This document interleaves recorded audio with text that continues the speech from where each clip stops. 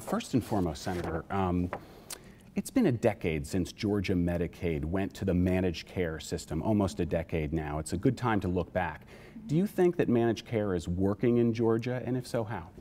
Well, I think the most important thing it does, it gives predictability in a budget, that you know what's coming about, and other states are doing it. And when you've been in such a crisis with the Affordable Care Act and all the changes that all of the states are going through, that it was a good thing. And it was actually before the Affordable Care Act came up. The concept of managed care, what do you think would be the metric to show that managed care is working nearly a decade on? Well, you have outcomes and you have statistics that are generated from it, so you know that if people are being cared for or not cared for.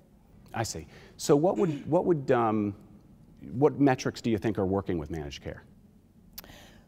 Well, you know, I'm not very much in favor of the Affordable Care Act, and you know, health care is in a crisis, and managed care is a part of that evolution. I've been in healthcare almost my whole life. I'm a former nurse and a social worker. I've cared for people my whole life.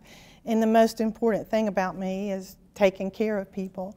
And outcomes and benefits of those outcomes are measurable. And that's something that was not done in fee-for-service. And we have gradually seen from a fee-for-service, which is what I started out in, that's the traditional model where you go to the doctor gets paid his insurance, or else you pay for the doctor with your own money. And we've gradually marched from a fee-for-service to a single-payer system, which is what the Obama administration wants, where the government is taking care of everyone. And that's much like in Canada and in Europe. And traditionally, when you have that, it's a big change in the infrastructure, and in my opinion, people aren't taken care of. I see. As well. Obviously it's very complicated, and I try to get some stats from the Department of Community Health. One of the things in a report I saw, the Healthcare Effectiveness Data and Information Set, I think it's called HEDIS, the goals for well child visits set by the state, all three of the managed care organizations missed them. Some have missed preventative care, immunization, diabetes, asthma care, and I think probably the most telling figure is the number of low birth weight babies in Georgia to Medicaid mothers has been climbing and remains stubbornly above 9%. This is worse than before managed care, correct? Well, that's one of the issues that I've in particular been interested in, is the low birth weight babies and the infant mortality rate. I've been working with Commissioner Brenda Fitzgerald on that. I think anytime you make major changes in the infrastructure, and that's also what's happening on the federal level, that it takes time. You can't just blink your eyes overnight and it occurs. And you know, when I first started out in nursing, that's the way I thought it would be when we went to all types of managed care and when we went to the federal government taking care of people, that you just kind of blink your eyes and overnight it occurs. And it's been a gradual thing, and it's hurt a lot of people. It's hurt people with insurance, it's hurt people that can't afford insurance, it's hurt people that have major medical plans and they think they're covered. And the sad thing is they thought the exchanges with the Affordable Care Act would work. And unfortunately, the exchanges are falling apart, not just here in the state of Georgia, but in other states. Absolutely. These are expensive programs. In Georgia, we're talking about more than $3.5 billion for Medicaid contracts. We asked let me pull them up actually. I asked the state, I asked the Department of Community Health for copies of all of the contracts that they have with managed care organizations. And the state said, no, you can't see them. Under trade secrets, you're not allowed to see the most lucrative contracts the state of Georgia has with private vendors. We fought and we won, and we ultimately got the contracts, but like, this is a sample, they're heavily redacted. So entire pages of the contracts we received are blanked out. And these blacked out pages are the pages that discuss exactly how much money these companies are being paid with tax dollars to treat Georgia Medicaid recipients. Don't you think the people ought to be able to see where their money is going, especially when we're talking about billions of dollars? Well, I don't know what documents you're referencing, and I don't have anything to do with contracts, and I don't know what contracts you're talking about. I'm in the legislative branch. I'm chairman of the Health and Human Services Committee. I'm a nurse and a social worker. I don't have anything to do with those. Those are in the executive branch. Those are in Department of Community Health, and I suggest that you ask them those questions and have those interviews with them. And we will. But the question is, Senator, do you believe the people should be able to see where their money is going? You're on the Appropriations Committee, you're vice chair. Don't you think people should see where their money is going or be able to see how their tax dollars are being spent? Yes, I do, and I think they can see where their tax dollars are being sent. All of the appropriation documents are on the internet. They can pull them up. They go to the georgia.gov website. The amended budget, the big budget is in there, and they're welcome and can look at it. And a lot of people do look at it. And you've been to some of our committee meetings, and when you come in there, the room is full. And there's lots of citizens that have an interest, and we encourage that transparency and want them to be aware of it. Of course. What role did you play in advocating for managed care in the beginning? I don't remember that I played in any managed role except that I wanted that predictability. When I went to work for Amerigroup, they already had the contract. I went to work as a nurse, and I don't have anything else. I mean, no, I didn't, just as part as the appropriations. Since you brought up Amerigroup, when did you start working with Amerigroup? I started working in Amerigroup in 2009. 2009, okay. I've been there for 10 years now. Okay, your 2005 is as far back as I could find. The state can't find before that. This is your 2005 financial disclosure, and it calls you a corporate executive with Amerigroup. You can see it if you like. So when did you start working with Amerigroup? It wasn't 2009. Oh, it was in 2009. I'm sorry, I got the date wrong. It was 10 years ago. This is 2016. So I went to work in 2016. The reason 2009 is so important to me is because, unfortunately, that's the year that my son died. Of course. And I always think about 2009. It stays on my mind. Understood. I've lost two brothers, and I know what. Obviously, I don't know what you went through, but you have my condolences. Yeah, that was a couple of years after I went to work there. I see. So in 2005, though, it lists you as a corporate executive with Amerigroup. You mentioned you were a nurse. So were you a corporate executive or with Amerigroup? Well, I was in management, and I put down corporate executive, but yes, I am a nurse. I see.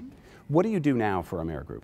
I'm a health policy director. I work and analyze what is occurring across the United States on the federal level. I do health statistics, looking what other states are doing, and I recommend to the health plan, the president plan boss, who runs Amerigroup, what is occurring across the country, but it's mostly on the federal level. I see. Do you work for Amerigroup Georgia, or do you work for Amerigroup, the corporation, which is now Anthem, correct? Anthem. I see. And so I guess I'm trying to get to, Amerigroup has one of the largest vendor contracts in the state. You're the chair of Health and Human Services, the vice chair of Appropriations, and on the Insurance Committee. That's kind of what I'm getting at, is the appearance of a conflict of interest. So actually, before I even ask that question, that's why I want to clarify. I don't know the answer. Do you have any connection with Amerigroup Georgia? I don't have any conflict of interest, and I'm glad you brought that up, because one of the main things I do in my public sector, I do file financial disclosures, and we have a code of ethics, and I have to file that, and I'm sure you've done the research on that. And just last week, our caucus was in a meeting where we had ethics training. When I work in the private sector, I have mandatory training on every year, even sometimes twice a year, about HIPAA. And I also have ethics training that is compulsory. I have to sign documents, and they're filed at the corporation. So I file in the public sector and in the private sector. And in no way have I ever crossed the line on any type of code of ethics or made any kind of violation. No, it's important. Just from a logistical standpoint, where do you report for work? Do you report for work in Virginia or Indianapolis or in Georgia? No, my headquarters my office is here in Atlanta. I see. Is it the same office as Amerigroup Georgia? Yes, it is. I really don't know, and that's why I'm asking. It's less for on camera than my own knowledge. So, just because these things get complicated, Amerigroup Georgia is owned by Anthem. It's the same company, right? Well, it started out as an independent. It was owned in, like you said, in Virginia Beach, and then it was bought out by Anthem. Right, which is Indianapolis now, right? Yes. I think. Okay, that's what I thought. So I guess you can see why we're asking the question, though, and these are the most lucrative contracts the state of Georgia has with any private vendor. And you work for one of those companies. It's worth about $1 billion a year, the current contract. And you work for the company as an insurance executive with a health insurer, and you're also the chair of the Health and Human Services Committee. How do you keep those separate?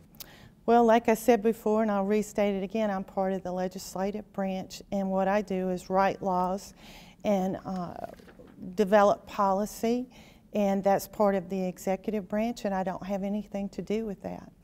That makes sense. The, you know, because part of the, you obviously deal with the administration, you deal with the executive branch. So in other words, you have a direct line of communication into the Department of Community Health. You can send an email and they put a whole staff on answering your questions. Is that fair?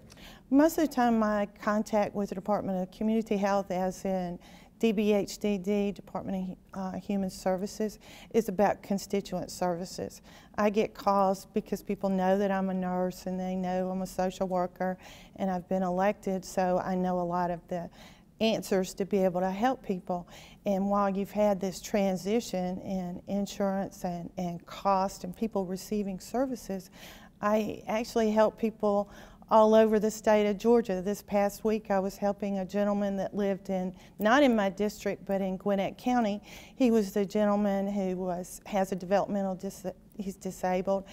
He was walking down the road, he was thrown into the ditch.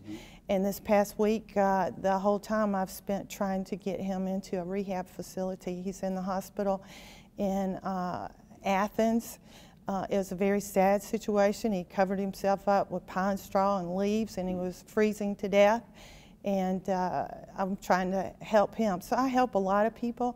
And I think that's the most important thing about me, that my background being a nurse and a social worker, I've spent a lifetime of helping other people. And if you look at my voting record, if you look at the legislation I've written, I focus a lot on children. I've focused on child sex trafficking in particular, child welfare, just trying to take care of people. If you know of someone that's a nurse and a social worker, you know they have a very caring heart. And I think that that's what I brought here. And the question about legislators in their particular field, you know, most of the people on my health committee are in medicine of some type or the healthcare field. And, you know, you would not put me on agriculture is what I'm trying to say. You put the farmers on agriculture. But the people that serve on my committee are doctors, an anesthetist, dentist, and we all have an interest in healthcare. And that's very important when you're transitioning this infrastructure like we've been in a crisis. One of the main things that we've worked on is rural healthcare stabilization. And it's very good to have experts that know what they're talking about. With my background being a nurse, when I go into a community where I know that the hospital has closed and I go and I talk to community members, I know exactly the effect of a hospital closing because I've been there, done that. I know what's happening in their community. And I think that's what makes me try to work so hard, and I do work very hard. So, I mean, that is an important point, that you're a citizen legislator. In other words, the lawmakers in this chamber, they're part-time lawmakers, and most of them have jobs, and most of them are on committees that relate to their fields, right? I mean, the idea is you want to play to someone's strength, correct? Well, most of the people in here, it is a part-time job. They get paid approximately $17,000 a year, and then they get a per diem. But just about everyone in here has a full-time job. And I would just like to say on behalf of them, it's a big commitment because you're basically working two jobs, and it's very difficult. It's a huge sacrifice.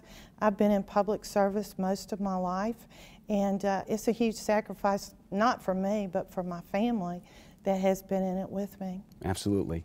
Just again, I want to go back to just logistics for a second because I want to make sure we're absolutely accurate. Senator, yeah, please. You've got a packed schedule. Yeah, no, please. So we need to kind of wrap. Okay, well, I've got a few more. I can cut to some of those questions, but I really got to make sure we get this right, even if we get it later. Your 2005 financial disclosure says you're a corporate executive with Amerigroup, but you said you didn't start working for them until 2006. Is that a fiscal year thing, or were you working for them in 2005? Well, I celebrated my 10-year anniversary, and this is 2016. I may have started, the paperwork may have been filed because I started in October. Okay. So I'm not sure when exactly. I'd have to go back and look at my records. Okay, all right. How much does Amerigroup pay you every year? Amerigroup pays me commensurate with my nursing degree and my social work degree. I did have a time frame there when I did not work, and it's commensurate. I have seen on the internet where there's fallacies about how much I do make, and they're absolutely atrocious, and everyone knows you can't believe what you read on the internet all the time. But if you take, I'm 62 years old, and you take a registered nurse, I'm paid incommensurate with what another nurse would make. It's unusual to ask anyone who's an employee of a private corporation how much money they make, but don't you think the people who elected you deserve to know how much money a private insurance company is paying the chair of the Health and Human Services Committee? Well, like I said, I think I answered your question that I'm paid commensurate with what a registered professional nurse is. I don't have a license anymore in nursing, and you can look that up and see how much a nurse makes, and with a lot of experience, because I do have a lot of experience. But in no way is it exaggerated like it is on the internet. I think it's ridiculous, but there's a lot of things on the internet that are written about politicians that you can't believe, but that kind of goes with it. But I've been reelected many times, and I have confidence that my constituents believe in me and know what I do and know what's in my heart. The last couple of, well, it's 11:28. We've sat down for like just a couple of minutes. Can I just have a couple of more questions? Or I think we've got time for about more questions. I mean, because I just want to, I want to give you every opportunity to answer some of the things we're going to be bringing up in the story. And actually, this is helpful. I think it's a softball question, to be honest, is when managed care came before the Senate, you were excused from the vote. There was a bill that codified the program that DCH had already started, and you were excused from the vote. Did you ask to be excused, and if so, why? I don't remember. I get excused to vote on many votes, and we do have a conflict of interest. As a matter of fact, I keep it right over there in my drawer, and I think a lot of senators do that, and if I feel like there is a conflict of interest, I don't have to go looking for the piece of note paper. Okay. Okay, so, all right, thank you for your time, Senator. We have some more questions, but if you have to go, you have to go. I'll try and send them to your office. Thank you. I appreciate the interview, and if you do have those, if you'll email me, I'll be glad to answer them.